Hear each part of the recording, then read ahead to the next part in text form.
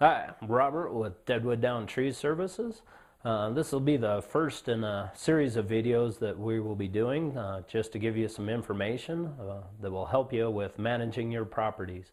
Deadwood Down Tree Service, we provide tree removal, chipping, and fire mitigation in the Franktown, Elizabeth, and South Parker areas. Tree removal can be for numerous reasons. If you have some of the biggest ones kind of here in this Franktown area would be pine beetle removal, trying to prevent the spread of pine beetle in this area. Another one would be for fire mitigation. If you have trees that are already dead or dying, can create a fairly heavy fire load on your property. Also, wind-blown and down trees can be a problem on your property too.